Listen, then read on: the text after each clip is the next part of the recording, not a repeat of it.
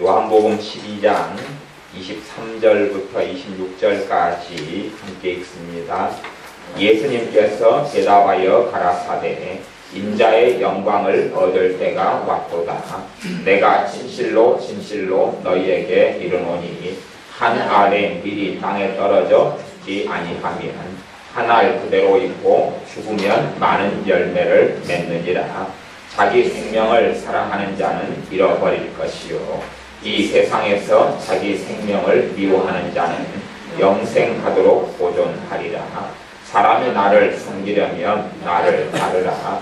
나 있는 곳에 나를 섬기는 자도 거기 있으리니 사람이 나를 섬기면 내 아버지께서 저를 귀히 여기시리라.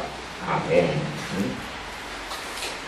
주님께서 말씀하시기를 인자의 영광을 얻을 때가 왔도다. 인자는 우리 주 예수님을 가리켜 말씀합니다. 자신께서 영광을 얻을 때가 왔는데 어떻게 영광을 얻으시냐 하면 자신이 하나의 미랄이 되어서 죽으시면서 영광을 얻으시겠다 말씀합니다. 사람들의 죄를 위하여 죽으셔서 그 죄들을 짊어지시면서 영광을 얻는 자리 속에 들어가겠다고 말씀하시면서 24절에 내가 진실로 진실로 너희에게 이르노니 한 알의 밀이 땅에 떨어져 죽지 아니하면 한 알 그대로 있고 죽으면 많은 열매를 맺느니라 말씀합니다. 한 알의 밀이 땅에 떨어져서 죽는다는 이야기는 뿌리가 나고 그리고 싹이 난 다음에 열매를 맺혀간다는 이야기입니다. 그렇게 되면 많은 열매를 맺는 삶을 산다고 말씀합니다. 한 알의 밀이 되어져서 썩어지고 죽는 삶이라는 것은 어려운 일일 수밖에 없습니다. 그것을 또한 잘못 해석하며 잘못 생각해서 내 삶 속에 당하는 모든 고난이나 어려움을 다 인내하고 견뎌야 한다거나 혹은 어떤 사람들에게 지배당하고 조종당하며 상처받는 삶을 그대로 따라가면서 한 알의 밀이 썩어져 죽는 삶이라고 착각해서는 결코 안 됩니다. 그래서 한 알의 밀이 되어져 썩어가 죽는 삶을 이해한다는 것은 조금 어려운 과제며 또한 평생에 이루어야 할 과제이기도 합니다. 한 알의 밀이 썰어져 죽는다 하는 것, 그 길은 주님을 따르는 길이고 무엇보다 성령 하나님께서 인도하시는 길이며 그 길을 걸어갈 때에 하나님의 자녀들은 더 성령 충만해질 수밖에 없습니다. 그러하기 때문에 한 알의 밀이 되어 썩어져 죽는 삶이 한과 절망과 미움과 낙심으로 가득 차신다면 모양은 비슷할지 몰라도 전혀 다른 길 속에 있을 수밖에 없습니다. 그래서 주님을 따라서 한 알의 미랄이 되어서 썩어져 죽는 삶, 그 삶을 살아갈 때는 주님과 더 가까워지며 그 은혜 속에 더 들어가며 진리의 말씀의 능력은 더 나타나지게 된다는 것은 기억하는 가운데 우리가 한 알의 미랄이 되어서 썩어져 죽는 길을 걸어야 합니다. 주님께서는 한 알의 미랄이 되어서 썩어서 죽으시면서 많은 열매를 맺으셨고 또한 지금도 그 열매 맺은 그 열매가 다시 죽으면서 또다시 많은 열매를 맺었습니다. 현대 사회나 현대 교회나 현대 믿는 사람들의 우리들의 가장 큰 문제 중에 하나는 우리가 한 알의 미랄이 되어서 죽지 않는다는 것입니다. 그렇기 때문에 우리를 통하여 많은 열매를 맺지 않는 것입니다. 실제로 주님께서 말씀 그대로 하시는 것입니다. 우리가 죽으면 많은 열매를 맺는다고 말씀합니다. 우리가 안 죽으면 열매를 맺지 못할 것입니다. 우리의 평생의 과업 중에 하나가 어떻게 한 알의 미랄이 되어서 죽느냐 하는 것입니다. 남끝이라는 영화나 책을 보면 선교사님들의 인생과 삶의 한 부분이 나와 있습니다. 어떤 젊은 선교사님들이 어느 지역에 가서 말씀을 전하고 복음을 전하다가 그 부족 사람들에게 다 죽임을 당했습니다. 그때에 그 선교사님들의 어떤 아내들이 자신의 남편을 죽인 그 부족에게 다시 나아갑니다. 그리고 그들을 뜨겁게 사랑하고 다시 복음을 증거합니다. 그때에 그 부족 사람들이 주님께 돌아오는 그런 것을 그린 그런 것에 대한 영화이고 실제로 벌어졌던 일과 사건이기도 합니다. 우리나라에도 서양 선교사님들이 아무 연고도 없는 이 조선 땅을 사랑하여서 복음을 가지고 나왔을 때에 조선 사람들은 나름대로 미개하고 온갖 우상 숭배에 가득해서 그 선교사님들을 돌로 쳐 죽이고 멸시했습니다. 그럼에도 불구하고 더 많은 이들이 아무 연고도 없는 곳, 그곳의 사람들인 우리들을 사랑하여서 이 땅에 와서 자신들의 목숨을 내놓았고 그렇게 해서 많은 열매를 맺었습니다. 우리 주님께서는 죄와 허물로 죽었던 우리와 사실은 아무 연고도 없고 우리가 하나님의 백성이지도 않을 때에 우리를 위하여 자신의 목숨을 내어놓으심으로 우리의 영혼을 구원하시기를 기뻐하셨습니다. 우리 동네에는 여수 애양원이라는 곳이 있죠. 그곳에 지금 현재는 이제 살아 생존하신 나환자, 한센병, 문둥병을 앓았던 분들이 지금은 한 50분 살아계시지만 과거에는 참 많이 거기에서 살았습니다. 우리나라의 유명한 어떤 면에서 최초로 세워진 나환자 촌이 되기도 합니다. 소록도도 좀 유명하지만 애양원도 굉장히 유명합니다.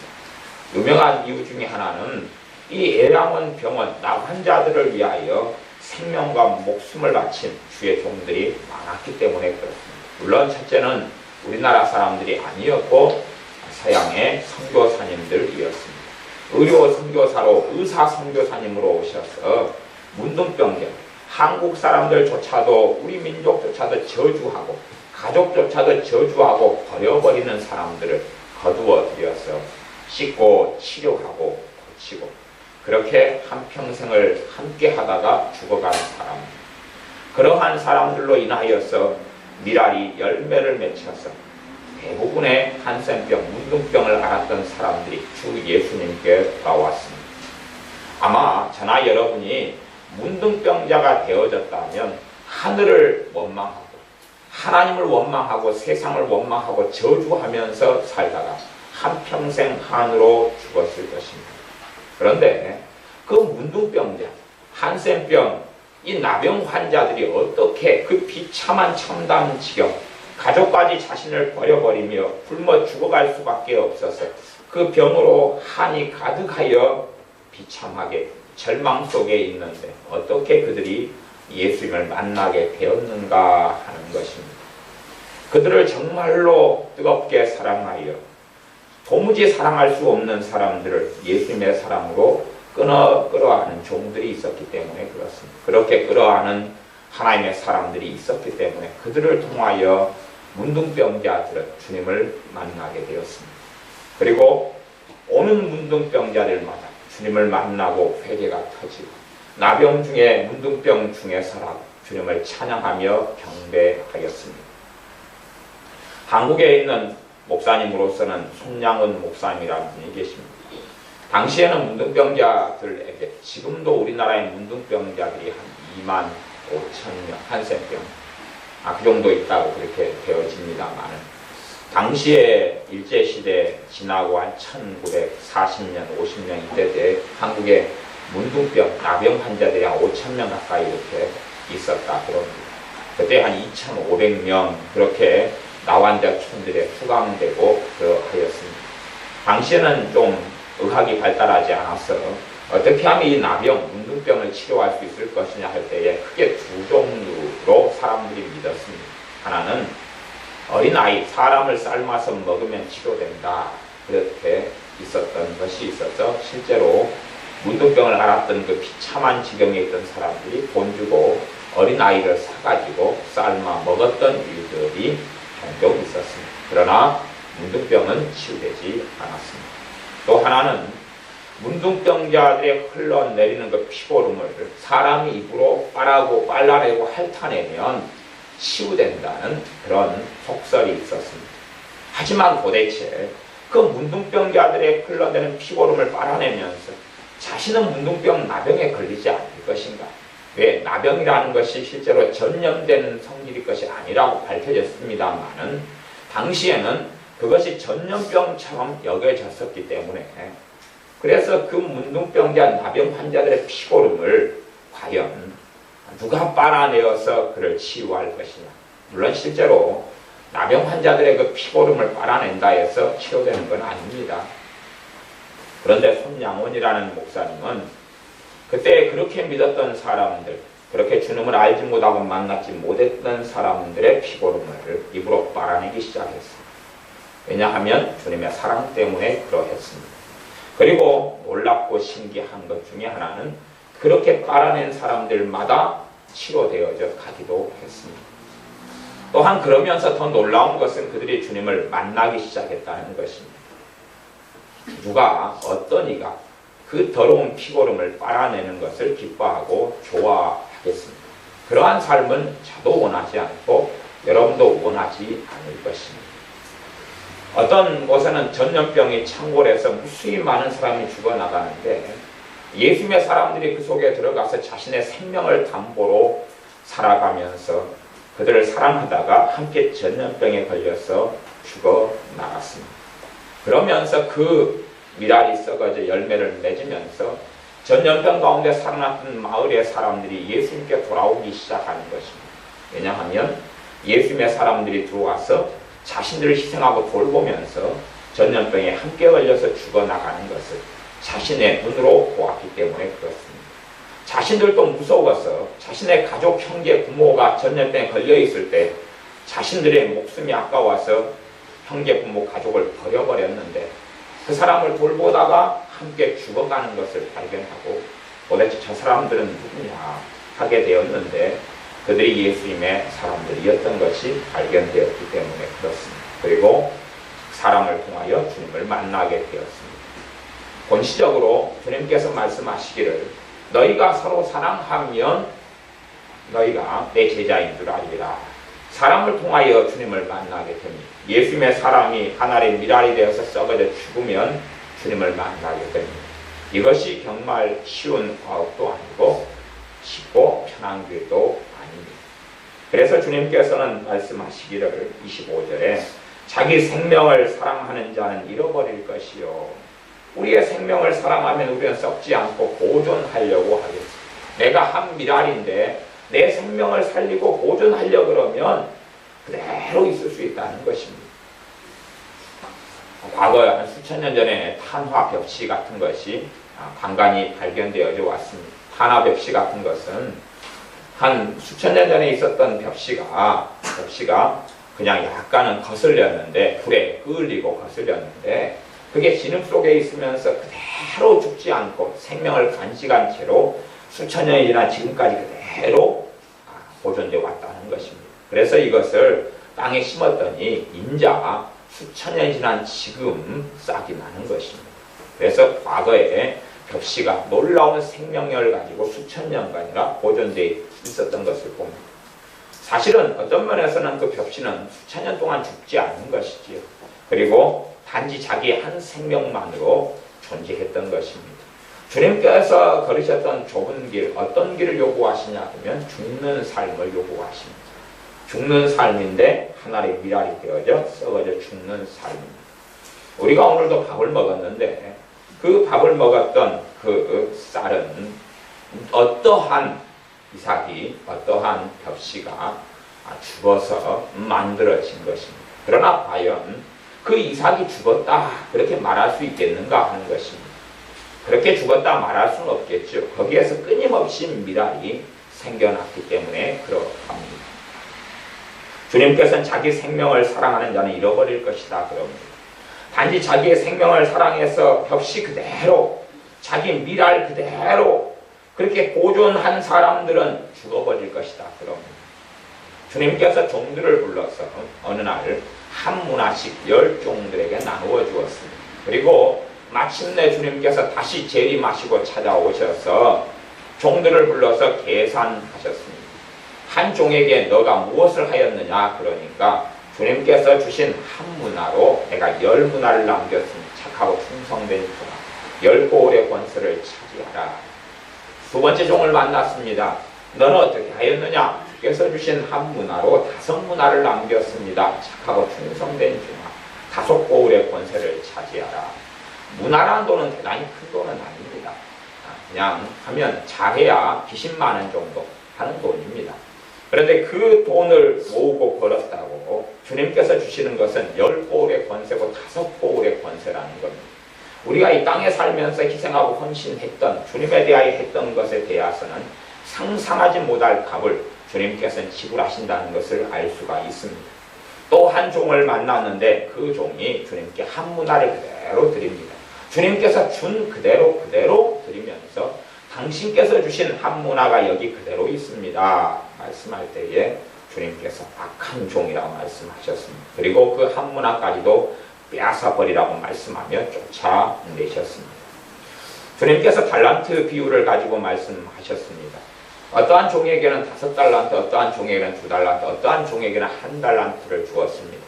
그때에 5달란트 받은 종은 5달란트를 남겼고 2달란트 받은 종은 2달란트를 남겼는데 1달란트 받은 종은 대로 수건에다가 1달란트를 쌓아두었다가 주님이 오심에 여기 당신께 여기 있습니다 라고 바쳤을 때에 주님께서 그 종을 슬피 울매 이를 갈미 있으리라 하면서 쫓아내버리셨습니다. 그것처럼 1달란트 한 알의 미랄인데 우리가 한 알 미랄 그대로 간직하고 있으면 잃어버린다고 말씀합니다. 그런 면에서 구원을 얻는 것은 정말로 어렵다 하는 것을 기억하셔야 됩니다. 단지 입으로만 예수님을 내가 믿습니다 하고 정말로 하나님 나라에 입성할 수 있을 것이냐. 그래서 사복음서를 아주 자세하고 정확하게 살펴보시는 것은 너무나 중요하겠습니다. 입만 나 예수님 믿습니다. 그리고 내가 신앙생활합니다. 예배당에서 나 예배드렸지 않습니까? 그렇게 사람들은 말할 수 있습니다. 그때 주님께서 마태복음 7장에서는 그렇게 말씀했습니다. 주여 주여 하는 자마다 다 하나님 나라에 들어올 것이 아니다. 천국에 다 들어오는 것이 아니다. 내가 주님의 이름으로 선지자로 됐습니다. 목회했다 그 말입니다. 목회했다. 애언도 했습니다. 내가 주의 종으로 목사가 돼서 일했습니다. 선교사님에 대해서 일했습니다. 그게 선지자 노릇입니다. 애언을 받고 은사가 나타나서 예수의 이름으로 치유를 했습니다. 많은 사람의 병을 고쳤습니다. 귀신을 쫓아냈습니다. 그렇게 이야기했는데 주님께서는 불법을 행한 자들아 나를 떠나가라. 내가 너희를 도무지 알지 못한다 하셨습니다. 은사를 받아서 병을 고칠 수는 있으나 자신이 죽지 않은 것입니다. 은사는 얼마든지 나타날 수 있습니다. 그래서 제가 은사에 대한 이야기를 지난번에 이번 주 금요일 날 은사에 대한 부분을 한 20분 가까이 이야기를 했습니다. 오늘 오후에도 제가 그런 이야기를 잠깐 난예배 마치고 한 것입니다. 제게 성령님께서 저를 사용하시지만 사실은 그러나 제가 안수하거나 제가 애언하거나 제가 말씀을 가르칠 때에 듣는 사람과 함께 있는 사람 여러분 때문에 제 은사가 풍성해지거나 기름 부으심에 달라지는 문제가 벌어진다 그랬습니다. 사람의 문제가 벌어져. 제게 있는 기름 부으심과 은사는 그대로인데 그런데 대부분 그렇습니다. 여러분이 얼마나 간절히 당기고 간절한 마음에 따라서 제게 있는 은사나 기름 부으심이 나타날 수도 있고 안 나타날 수도 있고 잠재되어 버릴 수도 있고 풍성해질 수도 있다고 말씀드렸습니다. 그렇기 때문에 그 은사가 나타나서 아름다운 열매를 맺는다 해도 제가 무슨 일을 하는 것이 아니게 됩니다. 치유의 사역을 행하는 사람은 명백하게 알고 있습니다. 똑같이 병 고치는 은사를 가지고 기도하는데 기도받는 사람 때문에 치유의 은사가 어떻게 역사하는 것이 달라지는 것을 명확하게 알고 있을 것입니다. 간절하게 믿음 가운데 나오는 사람은 놀랍게 치유의 능력과 은사가 동일한 사람에서 역사합니다. 고치려면 고쳐봐, 할 테면 해봐. 그리고 믿음도 없고 흐지부지 있는 사람. 100번, 1000번을 기도해도 연락해 조금 아주 쥐꼬리만큼 뭔가가 나타날 것 같다가 말아버리는. 그러면서 그런 사람은 하나님 책임으로 또한 기도해주는 주의 종 책임으로 탓할는지 모르겠습니다. 은사는 그런 양상이 아닙니다. 똑같은 은사를 가진 사람들이 제3세계 같은데 정말 간절한 마음으로 주님을 원하는 사람들에 가면 죽은 사람도 살아나는데 정말로 간절한 마음으로 주님을 찾지 않는 사람들에게는 기도하면 무좀도 치유되지 않고 감기도 치료되지 않습니다. 그런 면에서 어떤 사람들의 은사가 풍성하게 나타난다 그래서 그 사람이 하늘의 미랄에서 죽었다는 이야기도 아니고 그 사람이 대단히 고상하거나 경건하거나 대단히 성령 충만한 증거가 결코 되지 않습니다. 은사라는 것은 선물이기 때문에 성령 은사를 통하여 대단한 일이 벌어졌다 해도 그 사람은 성령 충만하거나 주님을 따르는 길을 걷고 있다라고 말할 수 없습니다. 무수히 많은 은사 사역자들은 착각합니다. 나를 통해 은사가 나타나니 나는 거룩한 사람이요, 나는 깨끗한 사람이요, 나는 정결한 사람이라고 착각할 수 있다는 이야기입니다. 나는 정말 주님을 따르는 길을 걷고 있다고 착각할 수 있어서 나를 통하여 많은 사람이 치유되니까 그 사람들은 정말로 나는 주님을 잘 믿었습니다 라고 했는데 주님께서는 불법을 행했다고 말씀합니다. 불법은 하나님의 뜻을 행하지 않은 것인데 가장 중요한 하나님의 뜻은 죽는 것입니다. 하늘의 미랄이 되어 썩어져 죽는 것입니다. 다른 말로 주님께서 말씀하신 적이 있는데 그것은 무슨 말씀이냐 하면 사람마다 자기를 부인하고 자기 십자가를 지고 주님을 따라야 한다. 그렇지 않으면 하나님 나라에 들어올 수 없다 그랬습니다. 천국에 들어오는 것은 정말로 쉽게 보여지지만 또한 정말로 어렵습니다. 죽지 않으면 들어올 수가 없는 거예요. 농담을 하고 있는 것이 아닙니다. 행위구원론을 이야기하고 있는 것이 아닙니다. 정말로 예수를 믿는 사람이 주님 따라 걸어가는 삶을 이야기하고 있는 것입니다. 입만으로 믿음으로 그쳐버릴 것이냐. 1만 달란트 탕감받은 사람이 이제 구원받았습니다. 와, 좋다. 구원받았습니다. 1만 달란트라는 상상을 불허하는 이 죄와 허물에 대해서 탕감받고 용서받았습니다. 구원받았지. 와, 좋다. 그리고 이제 삶을 살아갑니다. 삶을 살아나가는데 100데나리온 빚진 친구를 만나니 자신의 100데나리온 돈이 너무나 아까운 것입니다. 빨리 갚아. 갚을 돈이 없다고 기다려달라 그럽니다. 감옥에 집어 넣어버렸습니다. 갚을 때까지 들어가 있어. 법대로 해. 그렇게 했을 때 주님께서 주인이 다시 불러서 1만 달란트 탕감한 모든 것을 무효화를 시켰습니다. 왜? 주인은 그 종에 대한 소유권을 가지고 있기 때문에 얼마든지 그게 가능합니다. 다 박탈이다. 너가 지옥으로 너는 들어갈 수밖에 없다 그러셨습니다. 그리고 처음에 1만 달란트 탕감받은 그 종이 구원받았다가 그 구원을 상실했습니다. 그거에 대한 이야기를 사복음서는 계속하여 주님께서 처음부터 끝까지 말씀하고 계신 것입니다. 그렇기 때문에 그 관점 속에서 보셔야 됩니다. 한 번 구원은 영원하다. 내가 예수님 믿었고 영접했다. 그것이 흔들리라는 이야기는 아닙니다. 그러나 주님께서 명백히 요구하시는 것은 하늘의 밀이 땅에 떨어져 죽지 아니하는 하늘 그대로 있는데 그 사람은 자기 생명을 사랑하는 사람이고 그 사람은 그 자기 생명 사랑했던 그 생명을 잃어버린다는 이야기. 잃어버린다는 것이 영원한 영벌 속에 지옥 속에 들어간다는 이야기입니다. 그러니 사실은 우리가 어떤 사람이 예수를 믿는다 그러는데 본이 되고 덕이 되지 않는 삶을 믿는다는 사람이 산다. 그것 때문에 염려할 건 없습니다. 왜? 그 사람들은 천국에서 만날 일이 없을 테니까요. 걱정할 건 없습니다. 어떠한 초신자, 어떠한 이제 믿는 사람들의 삶은 불신자하고 비슷할 수 있습니다. 그 사람들에게는 더 관용하고 용납하고 기다려주면 됩니다. 아마 때가 되면 그들도 죽어가기 시작할 거고 때가 되면 열매를 맺혀가기 시작할 거기 때문에 그러나 어떤 이가 예수를 믿는지 오래되었는데 5년, 10년, 20년, 30년 되었는데 세상 사람들하고 똑같다. 그리고 저 사람 때문에 야 믿는 사람이 저러냐 믿는 사람이 똑같이 세상 사람과 같이 살아가냐 비난하고 정죄하거나 욕할 필요는 없습니다. 왜? 볼 일은 없을 거기 때문에 그러합니다. 자기 생명을 사랑하는 자는 잃어버릴 것이고 자기 생명을 사랑하는 사람은 어떤 사람은 이기적이고 자기 욕심과 자기 욕망과 자기 명예와 자기의 돈과 자기의 부유함과 자신의 행복만을 위해 살아가는 사람입니다. 그런 사람은 잃어버리게 되고 이 세상에서 자기 생명을 미워하는 자는 영생하도록 보존하여 영생을 얻는다는 것입니다. 자기 생명을 미워하는 사람은 자신의 육체가 요구하는 대로 살아가지 않고 그걸 절제한다는 이야기, 절제. 자기의 육체 욕망을 따라가는 길을 절제하고 살아갑니다. 그리고 자신 안에 역사하시는 하나님의 부르심과 성령 하나님께서 그 사람이 영으로 더불어 이끌어 가시는 길을 걸어갑니다.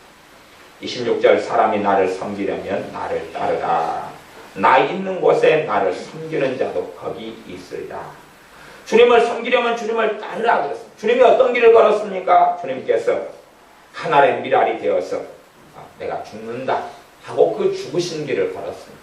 그러니 그렇게 함께 죽는 길을 걸을 때에 주님께서 계시는 곳에 나도 있게 되고 그것이 바로 주님을 섬기는 것이라고 말씀합니다. 사람이 나를 섬기면 내 아버지께서 저를 귀히 여기시리라. 우리의 많은 사람들은 죽기를 싫어합니다. 내 욕망과 내 욕구를 이루기를 원합니다. 그래서 우리가 자녀를 양육하고 교육시킬 때 내 자녀가 좋아하는 것, 먹고 싶은 것 자기 중심적으로 보호해주고 키워버리면 그 자녀가 어떻게 나중에 천국에 들어가겠습니까? 희생과 헌신과 섬김을 배우지 않는 자녀들은 사실은 예수를 믿는다고 하는 이름은 가졌을 수 있으나 그러나 실상은 죽은 자의 이름만 가지고 있을 수밖에 없습니다. 섬김을 배워야 되고 일기성을 버리는 것을 배워야 하고 희생을 배워야 하고 헌신을 배워야 합니다. 물론 어리석은 희생과 어리석은 헌신도 있습니다. 지혜 없는 헌신도 있어서 헌신이라기보다는 어리석어질 수가 있습니다. 그러지 않습니까? 부모가 자식이 어디를 가자 그러면 함께 가줍니다. 그죠? 놀이동산에 가자 그러면 가줍니다. 놀이동산에 가려면 돈이 몇십만 원 들어가지 않습니까? 몇십만 원 들어갑니다. 그것만큼 이제 써야 될 때를 못 쓰죠, 부모가. 부모님한테 돈을 못 드리고 아니면은 내가 때가 맞춰서 뭔가를 갈아야 되는데 갈지를 못하고 돈이 부족하니까 그것을 헌신이라고 생각할 수도 있을 거 아니에요. 그렇죠? 그것은 헌신이 아니라 고무신에 불과합니다. 그건 절대 헌신이 아니라는 것입니다. 남편이 어디를 가자 그럽니다. 아내가 어디를 가자 그럽니다. 그래서 가자는 대로 다 끌려가고 살아갈 수 있습니다. 그러니까 아내는 억울함이 생기고 분통이 생깁니다. 그걸 헌신이라고 생각할 수 있는데 그건 헌신 아닙니다. 그건 사람의 노예와 종이 되어 살아가는 삶입니다. 그렇기 때문에 하나의 미랄이 되어서 죽는다는 것을 그것을 깨닫고 아는 것은 제가 서두에 쉽지 않다 그랬습니다. 정말로 진리의 길을 걸어가는 삶을 살아야 되는데 그렇게 하면서 내가 죽어야 되는데 어떻게 죽을 것이냐 하는 고민을 할 수밖에 없습니다. 그래서 기본적으로 우리가 가장 본이 되는 모델을 생각하고 볼 수밖에 없어서 제가 선교사님들이나 혹은 손양호 목사님의 예화와 삶을 들었습니다. 손양호 목사님이 어느 때 자신의 아들 동인과 동신을 죽인 그 사람을 만나서 그 사람이 죽게 됐습니다. 사형 선고받아 죽게 됐습니다. 왜냐하면 공산당원이었기 때문에 그렇죠. 그래서 죽게 됐습니다. 죽게 됐어요. 그 사람을 구명하기 시작. 구명, 살려달라. 내 아들을 죽인 그 사람을 위하여 구명운동을 했단 말이에요. 손양호 목사님. 자기 아들을 죽인, 두 아들을 다 죽인 그 주범을 구명운동을 해서 살려달라. 그리고 살려냈습니다. 여기저기 청원서 쓰고 탄원서 쓰고 구명운동에 살려냈습니다. 그 다음에 그 청년을 자신의 아들로 삼았습니다.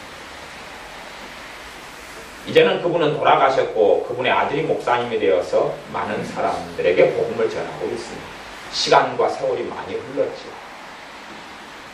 그리고 이 손양호 목사님 돌아가실 때는 이제 장자가 누가 됐냐 그러면 그 아들들 다 죽여버렸습니다. 24살 되고 18, 19 된 아들 둘이를 죽였으니까 수양 아들 삼은 그 아들이 손양호 목사님 장례식 때는 이제 상주가 돼가지고 장례식을 치르고 몇 년 격차도 없습니다. 2년 격차 뒤에.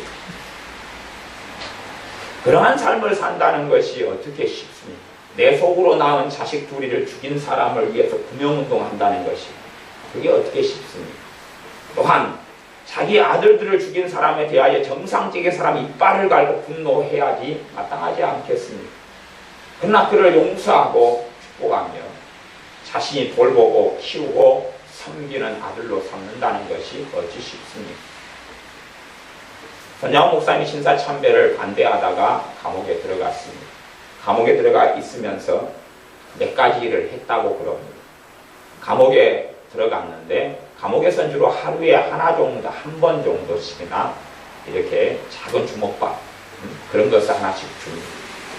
근데 손양호 목사님이 그 주먹밥 하나를 사실은 그걸로는 사람의 생계 유지되기 어렵지 않아요. 그것을 나누어 줬어. 자기도 너무 그것 먹어도 배가 고픈데 나누어 주기 시작했어. 그래서 영양실조에 걸려가지고 한쪽 눈이 실명돼 버렸어. 감옥에 있는 동안. 그래서 감옥의 성자라고 불렸습니다. 나아가서 가장 감옥 안이 거기에서 똥오줌을 다 해결하니까 가장 더럽고 구더기가 일고 썩은 내가 나는 곳이 화장실. 그 감옥 한켠에 화장실이 있는데 그 화장실 그 자리만 독차지하고 손양 목사님이 거기에서 생활했다 그럽니다. 그리고 당시에 겨울 같은 때는 얼마나 동상이 심하고 추웠기 때문에 발이 얼고 썩어 들어가니까 꼭 그 화장실 한켠에 잘 때에는 또 다른 죄수의 발을 가슴에 품고 얼지 않게 품고 그렇게 항상 잠들어 왔다 그렇게 이야기합니다. 그의 삶이 정말로 미랄되어 썩는 삶을 살아왔기 때문에 그렇기 때문에 그분의 별명 중에 하나가 성자란 말하고 사랑의 원자탄이라 그렇게 말하기도 합니다. 그가 그런 삶을 살 수 있던 것은 말로 다 알 수 없는 주님의 사랑을 더 깊이 깨닫고 맛보고 알았기 때문에 그렇습니다. 그를 사랑한 주님의 사랑이나 우리를 사랑한 주님의 사랑이 똑같다는 이야기입니다. 똑같은데 그는 정말로 많이 맛보고 깨달았어요.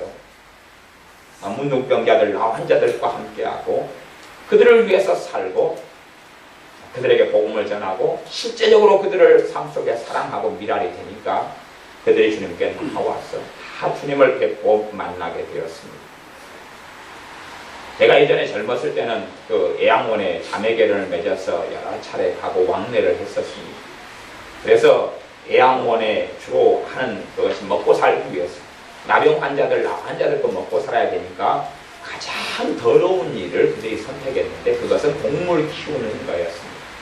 동물 키우는. 지금도 그래서 지금은 많이 냄새가 좋아졌긴 했지만 지금도 여수 애양원으로 가면 버스 문을 열고 가거나 자가용 문을 열고 가면 계속 똥냄새가 진동하지 않습니다. 돼지 똥냄새, 닭똥 냄새가 진동을 합니다. 바람 방향이 잘 불어주면 돼지 똥냄새 충만해집니다.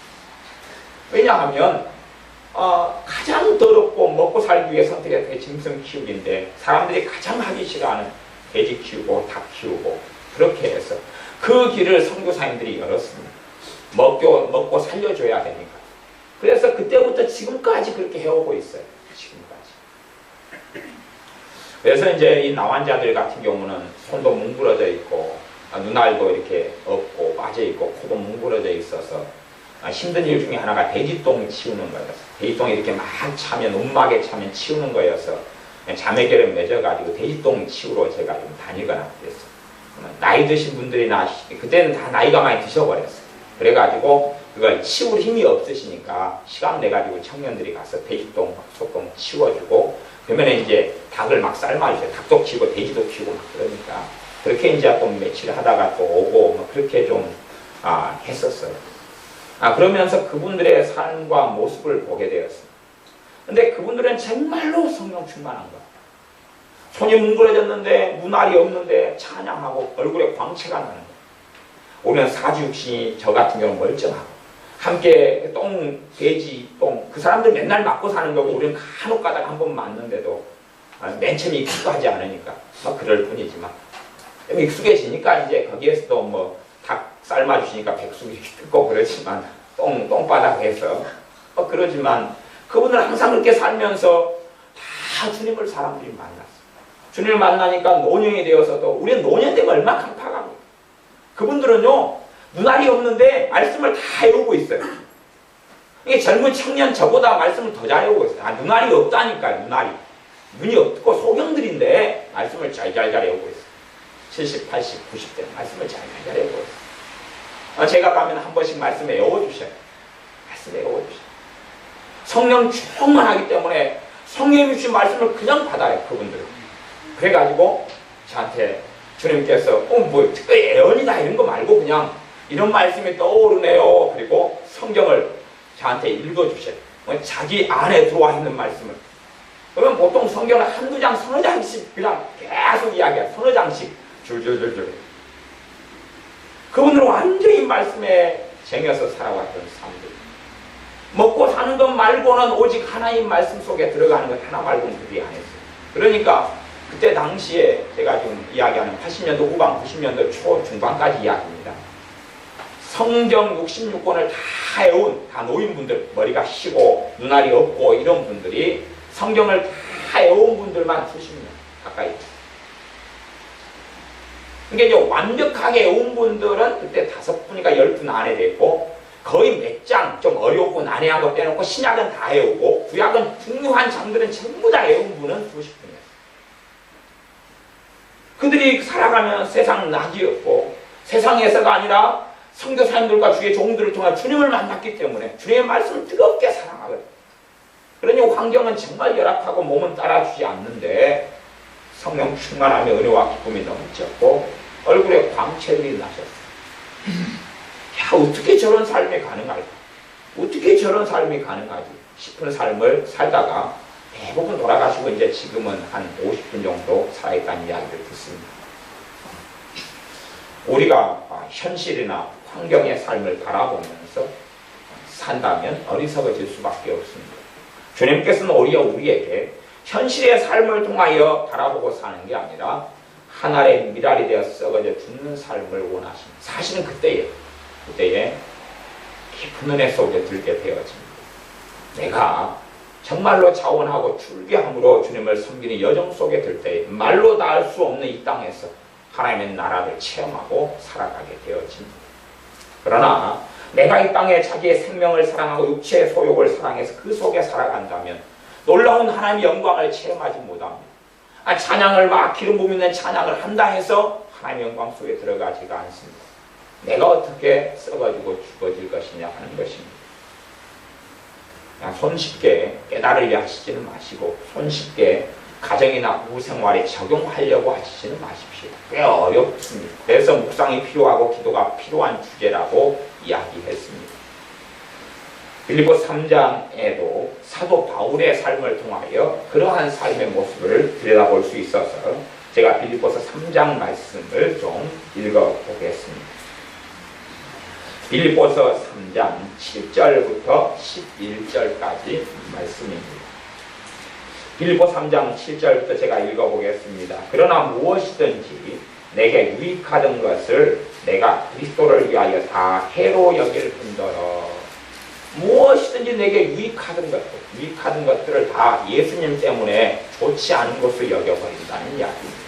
그 유익하던 것들을 거절해버리고 거부해버린다는 이야기. 내가 유익하고 좋았던 것들을 거절하고 거부해버린다는 이야기입니다. 많은 선교사님들은 다 그래도 선진국이나 혹은 잘 사는 나라에서 선교사님들 대부분 파송됩니다. 못 사는 나라들로. 그렇게 파송되어져 가려면 기본적으로 이제 선택하는 것이 있습니다. 그들이 누렸던 의료, 복지, 교육을 포기한다는 이야기입니다. 물론 어떤 선교사님들은 포기하지 못해서 미련을 남겨놓아서 많은 고통을 일으키기도 합니다. 그러나 정말로 신실한 주의 종들은 자신이 대한민국 땅에 있다가 어느 제3세계나 후진국으로 가시면 그걸 내려놓습니다. 누렸던 치약, 칫솔, 비누, 샴푸, 이러한 깨끗하게 살았던 것, 깨끗한 옷을 입고 살았던 것, 자주 목욕하고 씻었던 것, 에어컨 속에 살고 선풍기 속에 살았던 것, 그런 걸 다 내려놓는다는 이야기입니다. 내려놓고 그리고 그들과 함께하고 함께 사는 것입니다. 어떤 선교사역이 잘 열매 맺지 않는 것을 살펴보면 어떤 선교사님들이 돈으로 자기는 한국에서 누리는 삶을 그대로 유지하면서 복음을 전하는 경우에는 시간이 흘러가도 열매를 맺지 않았지만 자기가 누리는 걸 다 내려놓고 그들과 같은 집에서 살고 같은 걸 먹고 같은 노래를 부르고 같이 아파하고 같이 뒹굴고 그들의 가족이 되어서 살아갔을 때는 그러면서 미랄이 되어졌을 때는 놀라운 열매들을 맺어왔다는 것을 우리가 선교사님들의 삶과 사역과 그런 사역의 보고들을 듣고 볼 때에 경험하고 알 수가 있습니다. 사도 바울이 자신을 위하여 유익했던 것, 그런 것들을 내려놓았다고 이야기합니다. 어떤 면에 사도 바울이 살았던 곳은 다소고 길리기아성 다소고 이 사람은 로마 시민권을 가진 분이기 때문에 어떤 이보다 복지 속에 어떤 이보다 선진 문명 속에 살았던 사람입니다. 로마 제국의 시민권을 가졌기 때문에 그런 경우는 너무나 드문 경우고 그런 속에서 살아왔기 때문에 그러합니다. 그러나 다 유익하던 것을 주님을 위하여 해로 여겼다 그럽니다. 8절 또한 모든 것을 해로 여겼다. 더 나아가서 유익하던 것만이 아니라 모든 것을 해로 여김은 내 주 그리스도 예수님을 아는 지식이 가장 고상함을 인함이라. 내가 그를 위하여 예수님 때문에 예수님을 위하여 모든 것을 잃어버리고 배설물로 여기니 자신한테 유익하던 것들을 배설물 똥처럼 여긴다니 똥처럼 여긴다니 똥을 배설물인 똥을 귀하게 여기고 끌어안고 막 사는 사람은 없을 것 아닙니까? 버려버리는 것이 배설물이에요. 어쩌다가 밭에다가 좀 주고 뿌릴 수는 있으나 더러워서 버려버리는 것입니다. 자신에게 유익하던 것들을 그렇게 똥처럼 배설물처럼 버려버린다고 이 하나님의 사람은 증거하고 있습니다. 그것은 그 이유가 있는데 3장 8절 하반절입니다. 배설물로 여김은 누구를 얻고 싶어서요? 그리스도를 얻고 싶어서 그렇습니다. 이것이 어떤 면에서 구원론의 후반전입니다. 예수님을 믿으면 구원받습니다. 그러나 그건 전반부고 후반부입니다.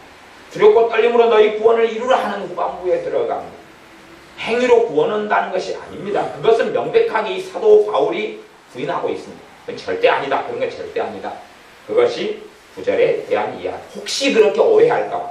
이렇게 배설물로 여겨가지고 버려버리고 해로 여겨가지고 누구를 얻어요? 예수님을 얻어요. 그러나 그것은 행위도 아니고 행위 구원도 아니라는 이야기가 구절입니다. 그 안에서 발견되려 함이니 예수님 안에서 발견되려 함이니 내가 가진 의는 율법에서 난 것이 아니에요. 율법에서 난 의는 뭐냐 하면 행위로 얻는 의로움을 이야기합니다. 내가 아름다운 삶, 선한 행위, 선행을 했기 때문에 얻어서 구원받는 것을 이야기합니다. 그게 아니라는 이야기입니다. 오직 그리스도를 믿음으로 말미암은 것이니 곧 믿음으로 하나님께로서 난 의라. 예수를 믿는 믿음으로써 난 의로 하나님께 옳다 인정함을 받은 그것만 내가 끝까지 붙잡고 살아가는데 그런 삶 속에서 내게 유익하던 것들을 예수님을 위하여서 버린다고 이야기합니다. 그러니 우리가 예수 믿는 사람들이 내 삶의 영역을 지키고 내 고상함을 지키고 내 자존심을 지키고 살아가는 길을 걸어가면 그 사람은 둘 중에 하나입니다. 어린아이거나 아니면 주님의 사람이 아닙니다. 어린아이거나 주님의 사람이 아닙니다. 예수님의 사람들은 내 자존심이 산산이 부서져 가는 것을 많이 경험하셔야 됩니다. 내 자존심이 산산이 부서져 가도 오히려 노래할 수 있고 찬양할 수 있고 기뻐할 수 있는 것을 경험해 가셔야 됩니다. 내 자존심을 지키고 유지하는 삶을 걸어가는 사람, 내 안락과 안위를 지키고 유지하고 걸어가면서 그것을 위해서 기도하는 사람들, 정말로 어리석은 사람으로 주님 앞에 발견됩니다. 주님 안에서 발견되지 못합니다. 10절 11절입니다. 내가 그리스도와 그 부활의 권능과 그 고난의 참여함을 알려 하여 그의 죽으심을 본받아. 그의 고난에 예수님의 고난에 참여하는 것을 알려고 두 가지입니다. 첫째는 예수님의 고난 속에 그 고난 속에 동참하고 들어간다는 것입니다. 어떤 고난요? 예수님을 위하여 당하는 고난 속에 들어가는 것. 하나. 두 번째는 그의 죽으심을 본받아. 공동번역 성경에는 그렇게 번역되어 있습니다.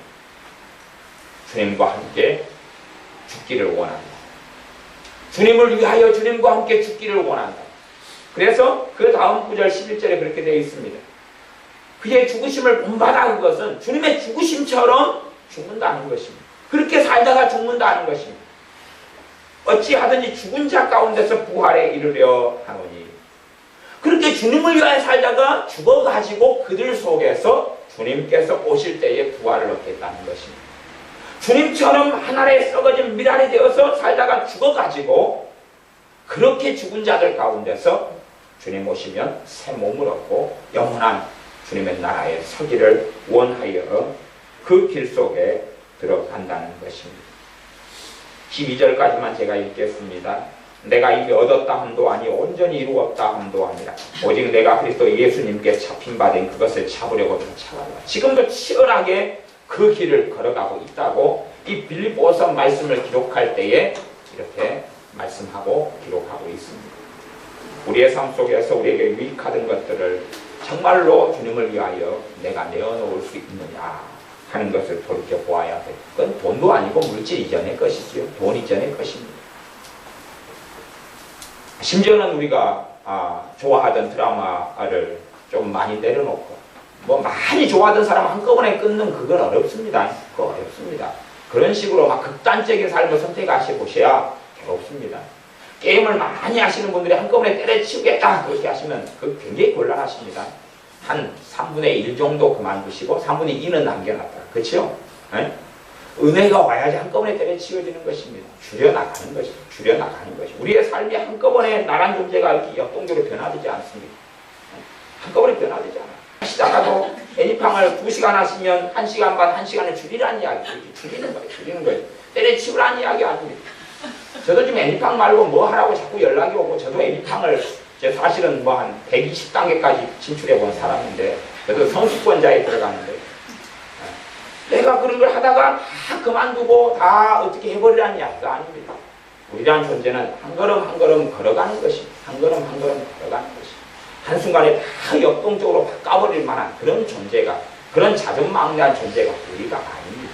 그러니 한 걸음 한 걸음, 드라마를 한 3개 보시는 분들은 1개 정도 줄이고 2개만 좀 보고 그 중에서 이제 얻는 시간이 1-2시간 있으면 말씀과 함께 시간 보내고 좀 더 기도로 함께 시간 보내고 그렇게 하는 걸로 바꾸는 것이지. 그렇게 하는 것이지 여러분의 자식을 5살밖에 안 됐는데 서울대에 보내려고 한다 그러면 20살 돼가지고 보낼 수는 있습니다만은 5살 때 보내려고 스파르타를 교육시켜서 6살에 집어넣으려고 한다면 들어가지도 못할 뿐만 아니라 자녀가 꼭 들어가게 되는 곳이 있는데 정신병원에 들어가게 됩니다. 결국 그렇게 안 되는 것입니다. 한 계단 한 계단 한 계단 걷는 것입니다. 어떤 분들은 본인이 믿음이 좋으시니까 자신의 자녀도 그 좋은 믿음의 샘플과 모양대로 살려고 하는데 꼭 아셔야 될 것은 애는 애다는 사실입니다. 애는 아이예요. 아이는 아이여서 아이는 아이대로 성장의 길을 한 걸음 한 걸음 한 걸음 걸어야 됩니다. 한 걸음 한 걸음 걸어야 돼요. 많은 목사님들이요 자기의 자녀 교육을 망쳐버리십니다. 왜 망친 줄 압니까? 목사님들은 자기 나름대로 경건하게 많이 사실 사모님이나 그런 분들이 이제 그래도 그 주님과 많이 가깝다기보다는 최소한 외모적으로 외형적으로는 경건한 모양과 모습대로 많이 사세요. 기준이 그렇게 높으셔요. 또 남에게 보이는 삶을 사시니까 또 그럴 수밖에 없잖아요. 그러니까 자신의 기준대로 지금 현재 당장 자기 자식들도 그렇게 살고 있어야 돼요. 그러니 자식들은 감당할 능력이 있어요? 없어요? 없잖아요. 그러니까 애들이 탈선하고 어그러지는 것이죠. 연약한 아이들은 참아주고 기다려주고 한 걸음 한 걸음 한 걸음 나오는 것이죠. 사람들이 착각하면 곤란해요. 내가 여러 여정을 통하여 내가 믿음이 좋아졌는데 내가 가진 가치관과 도덕률과 윤리와 기준을 내 자녀에게 그대로 적용해버리면 얘는 굉장히 고통스러워하면서 감당치 못할 짐을 지고 자빠져 버리는데 많은 목회자의 자녀들에게 그런 일들이 지금까지 있어 왔습니다. 여러분도 여러분이 믿음이 좋고 성령 충만하시더라도 그 기준을 자녀에게 들이대버리시면 안 됩니다. 여러분의 기도가 중보기도 은사가 힘해가지고 기도 생활을 막 2시간씩 하고 3시간씩 하니까 뜨거우니까 여러분 자녀에게 1시간씩 기도시킨다 그러면 곤란해지는 것입니다. 그건 안 되는 것입니다. 한 5분만 시키세요. 5분만. 잘하면 10분만 시키세요. 그리고 나머지는 놀라 그러고 공부하라 그러고 어떻게 하라 그랬어요. 막 게임을 너무 많이 좋아한다 그러면 때려치워 그렇게 가지 말고 조절을 하세요. 빛 가운데 보이는 데서 하라 그러고 시간도 좀 조정해주고 약간은 줄여나가자. 그렇게 해가지고 아이가 방향을 턴을 해야 돼요. 배도 그렇습니다. 아시죠? 배가 달려가다가 급격하게 90도로 꺾어버리면 배가 어떻게 됩니까? 전복하죠. 자동차가 달려가다가 턴을 하려면 어떻게 해야지 턴이 됩니까? 속도를 늦춰야 돼요. 그게 늦춰가지고 90도로 확 꺾어버릴까요? 그러면 팽팽팽 돌아버릴 수가 있습니다. 그런 게 아니라 늦추면서 부드럽게 오는 것입니다. 그것처럼 어떤 삶을 볼 때도 그렇게.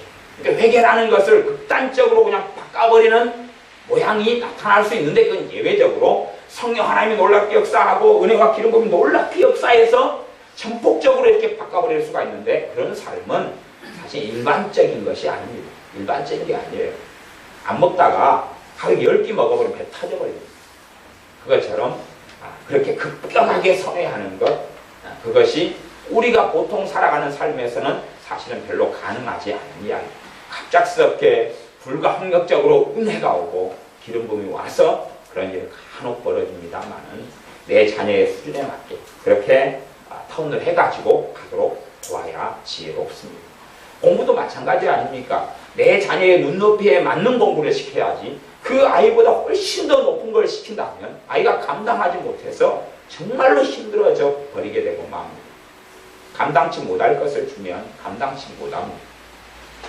우리 자신에 대한 요구도 그렇습니다. 여러분 자신에 대한 요구도 제가 지금 하나님 미라드에 썩는 삶을 이야기했지만 여러분의 삶을 급격하게 어떻게 하려고 그러면 이 상대성이 너무 커가지고 여러분이 절망 속에 들어가 버릴 수도 있습니다. 제가 그런 이야기를 하고 있는 건 아닙니다. 짧은 설교 시간, 물론 제 설교는 별로 짧지는 않지만 짧은 설교 시간 속에 이 모든 걸 포함시켜서 다 설명해 드릴 수는 없습니다.